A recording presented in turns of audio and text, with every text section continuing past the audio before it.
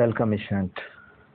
आज फिर से एक वीडियो लेकर के आप लोगों के सामने हूँ। कल जैसा कि आप लोग देख पाए थे कि कल आप लोगों को जो वीडियो थी यूपी पुलिस की, वो आप लोगों के वर्ण और वर्णमाला की व्यंजन की क्लास थी। और व्यंजन में आप लोगों को मैंने कल पार्ट 1 पढ़ाया। व्यंजन का मतलब पार्ट 2 करके ये वीडियो आप लोगों के सामने जा रही है। तो पार्ट 1 मैंने आप लोगों को कंप्लीट करवाया और उसमें आप लोगों को अल्प प्राण और महाप्राण के बारे में आप लोगों को ज्ञान दिया। और अब इसमें आप लोगों को मैं बताने जा रहा हूँ अघोष और सघोष, ठीक है ना, और अनुस्वर और अनुनासिक और नासिक्य, ठीक है ना। इन सारी चीज़ों के बारे में आज आप लोगों को बहुत ही बेहतरीन तरीके से समझाऊंगा। तो चलिए नेक्स्ट चलते हैं और बढ़ते हैं टॉपिक की तरफ। स्टूडेंट ध्यान से रखिएगा, वीडियो पूरा देखिएगा, बहुत सारी टॉपिक है इसमें जो कवर अप होने वाली है। चलिए बात कर लेते हैं, टॉपिक पर आते हैं। तो अघोष, ठीक है ना, अघोष व्यंजन क्या होता है, ठीक है ना। सबसे पहले अघोष की बात करता हूं मैं। तो अघोष व्यंजन क्या होता है? अघोष व्यंजन देखिए ध्यान से समझिएगा। अघोष व्यंजन क्या होता है? देखो पहले और दूसरे, ठीक है ना, यहाँ पे मैं मार्क कर रहा हूँ, पहले और दूसरे वर्ण के जो वर्ग का पहला और दूसरा अक्षर जो होता है, देखो क ख वाला, क वर्ग च वर्ग, ये देखो क वर्ग लिखा हुआ हूँ, ये च वर्ग है, ये ट वर्ग है, यह त वर्ग है और यह प वर्ग है, ठीक है ना। समझ में बात आ रही है ना। तो पहला और दूसरा जो अक्षर होता है उसको हम क्या बोलते हैं? उसको अघोष बोलते हैं। यानी पहले और दूसरे वर्ण को क्या बोलते हैं? अघोष बोलते हैं। इनकी संख्या कितनी होती है? तो 13 होती है। आप लोग काउंट कर सकते हैं। देखो क्या है, कौन कौन सा है? तो क ख च छ ट ठ त थ प और फ, ठीक है ना। ये कितने हो जाते हैं? 1 2 3 4 5 6 7 8 9 10 11 12 और 13। देखो नीचे का तीनों लेकर के, देखो ये बड़ा वाला स दिया है, ये षटकोण वाला स है, ये छोटा वाला स है। तो ये इनकी संख्या क्या हो जाएगी? 13 होती है। और ये क्या कहे जाएंगे? यह अघोष कहे जाएंगे। चलिए आगे बढ़ते हैं, देखते हैं सघोष। सघोष या घोष व्यंजन किसे कहते हैं? तो इनकी संख्या 31 होती है। तीसरा चौथा और पांचवें वर्ण को, पहला दूसरा तो हो ही गया है, तीसरा चौथा और पांचवें वर्ण को क्या कहते हैं? वर्ग के तीसरे चौथे और पांचवें वर्ग को क्या कहते हैं हम? अक्षर को क्या कहते हैं? सघोष या फिर क्या कहते हैं? घोष कहते हैं। जैसे ग घ अंगा च ज झ इया और ड ढ ड़ द ध न और ब भ और क्या म। अब यहाँ पर देखिएगा, इनके अतिरिक्त भी 5 ये होते हैं, जिसमें से य र ल और क्या है? वह है और क्या है? ह हो जाता है। चलिए नेक्स्ट बढ़ते हैं। नेक्स्ट आप लोगों का क्या है कि देखिएगा, समझिएगा कि व्यंजन की संख्या कुल कितनी होती है? तो 33 होती है। व्यंजन की संख्या कुल कितनी होती है? तो 33 होती है स्टूडेंट, ठीक है ना। जिसमें से कौन कौन से मिलकर के होते हैं? तो जिसमें से स्पर्श व्यंजन, अंतस्थ व्यंजन और ऊष्म व्यंजन होते हैं। समझिएगा, यहाँ पर एक चीज बता रहा हूँ, ठीक है ना। यहाँ पर देखिएगा, स्पर्श व्यंजन की संख्या कितनी होती है? तो 25 होती है। और इसके बाद अंतस्थ व्यंजन की संख्या कितनी होती है? तो 4 होती है। ऊष्म व्यंजन की संख्या कितनी होती है? तो यह भी कितनी होती है? 4 होती है। कुल मिला करके क्या हो जाएंगे? यह 33 कुल व्यंजनों की संख्या होती है। अच्छा एक बात और समझिएगा, अगर आप लोगों से पूछा जाए कि मूल व्यंजन कितने होते हैं, ठीक है ना, एग्जाम में कभी कभी ऐसे भी क्वेश्चन पूछता है। तो मूल व्यंजन अगर आप लोगों से पूछा जाता है तो वह 33 होते हैं। अगर कुल व्यंजन आप लोगों से पूछा जा रहा है, देखो कुल व्यंजन, ठीक है ना, कुल व्यंजन पूछा जा रहा है, तो इनकी संख्या कितनी होती है? इनकी 35 होती है। समझ में बात आई ना। जिसमें से कुछ और भी टॉपिक कर लेते हैं। देखो 33 ठो क्या होता है? 33 ठो कुल व्यंजन होते हैं, ठीक है ना। व्यंजन की संख्या 33 होती है, प्लस इसमें 2 ठो जो होते हैं वह उक्षिप्त व्यंजन होते हैं। क्या होते हैं? उक्षिप्त, ठीक है ना। उक्षिप्त, इसको लिख लीजिएगा, नोट करने वाली चीजें। उक्षिप्त व्यंजन होता है। और उक्षिप्त व्यंजन में भी, अब ये उक्षिप्त व्यंजन कौन कौन से होते हैं? इधर लिख रहा हूँ, देखिएगा। यह क्या होता है? सॉरी, ठीक है ना, यह क्या होता है? ड़ होता है, ठीक है। और एक क्या होता है आपका?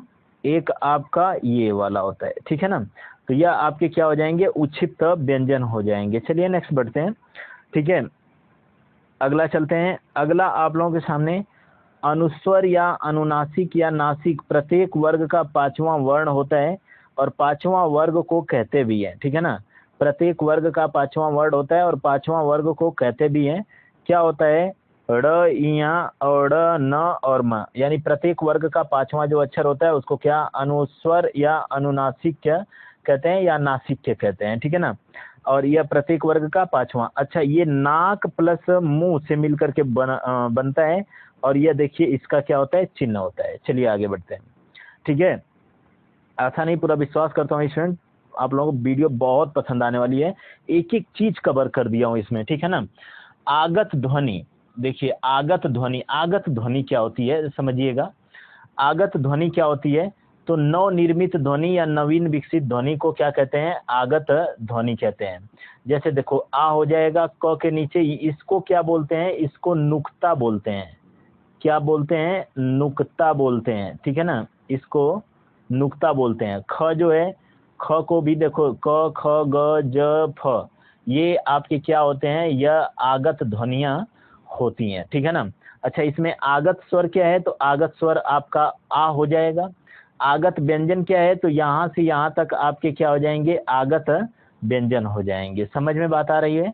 चलिए आगे बढ़ते हैं, ठीक है ना। एक एक चीज नोट करते रहिएगा आप लोग। आगे आगे चलते हैं, ठीक है। ओ सॉरी, ये पूरा का पूरा मिट गया, ठीक है। अब दिख रहा होगा आप लोगों को। तो यह क्या होते हैं? यह आगत स्वर होते हैं, ठीक है ना। और आगत व्यंजन क, ख, ग, ज और फ। जैसे कोई शब्द अगर मैं बात करता हूँ ना, जैसे देखो डॉक्टर, डॉक्टर लिखा हुआ है। जैसे यहाँ पर अगर मैं बात करता हूँ तो यह क्या है? डॉक्टर लिखा हुआ है, ठीक है ना। यह क्या लिखा हुआ है? डॉक्टर लिखा हुआ है। तो यह जो डॉक्टर है यह क्या आएगा? आगत व्यंजन में आएगा, ठीक है ना। चलिए आगे चलते हैं। द्वित्व व्यंजन किसे कहते हैं? ठीक है ना। आगत व्यंजन जो होता है, एक बात और नोट कर लीजिएगा, आगत व्यंजन जो होता है वह अरबी तथा फारसी ध्वनि को मिला करके बनता है। द्वित्व व्यंजन किसे कहते हैं? एक ही शब्द जो एक आधा हो तथा दूसरा पूरा हो तो उसे हम क्या कहते हैं? द्वित्व व्यंजन कहते हैं। जैसे क्या हो जाएगा? देखो दिल्ली एक आधा है, दूसरा पूरा है, ठीक है ना। ल जो है, दिल्ली, बिल्ली, पप्पू, उत्तर, उन्नत, यह उन्नत है, ठीक है ना। यह उन्नत है तो यह आपका क्या हो जाएगा? यह द्वित्व व्यंजन हो जाएगा। चलिए आगे बढ़ते हैं स्टूडेंट। और आसानी पूरा विश्वास करता हूँ कि आप लोगों को समझ में आ रहा होगा। अगर आप लोगों को समझ में आ रहा होगा तो वीडियो को सब्सक्राइब कर दीजिएगा और लाइक कर दीजिएगा और कमेंट बॉक्स में एक प्यारा सा कमेंट छोड़ करके जाइएगा। चलिए आगे चलते हैं। मानक वर्ण या अमानक वर्ण किसे कहते हैं? तो जो वर्ण प्रचलन में हो उसे मानक वर्ण कहते हैं।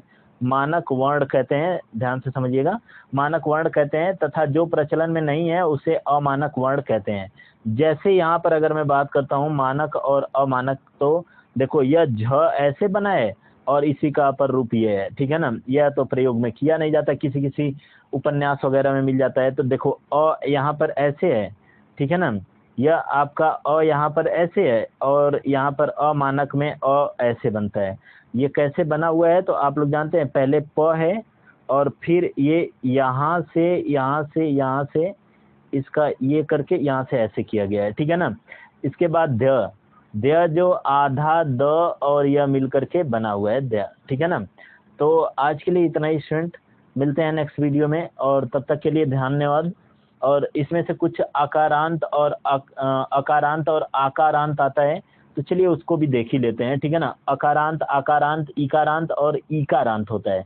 देखो अकारांत जो होता है, देखो आखिरी अक्षर, जैसे मैं यहाँ पर लिख रहा हूँ आकाश, ठीक है ना, यहाँ पर लिख रहा हूँ आकाश, ठीक है ना। अब इसका आखिरी अक्षर देखो, इसमें क्या मिला हमको? अ मिल रहा है ना, तो यह क्या हो जाएगा? यह आपका अकारांत हो जाएगा। क्या हो जाएगा? अकारांत हो जाएगा। समझ में बात आई ना। आखिरी वाले अक्षर को देखते हैं। अब आकारांत देख लेते हैं। तो जैसे मैंने लिखा यहाँ पर खाना, जैसे मैंने खाना लिखा, देखो आखिरी वाला देखो ना आ रहा है, तो इसका मतलब यह क्या हो जाएगा? आकारांत हो जाएगा। क्या हो जाएगा? आकारांत हो जाएगा। समझ में बात आई ना। आकारांत हो जाएगा। उसी तरीके से आपका इकारांत और इकारांत हो जाएगा, उकारांत और उकारांत हो जाएगा, ठीक है ना। तो आज के लिए इतना ही स्टूडेंट, मिलते हैं नेक्स्ट वीडियो में। तब तक के लिए धन्यवाद और वीडियो को लाइक शेयर और सब्सक्राइब करते रहिएगा आप लोग।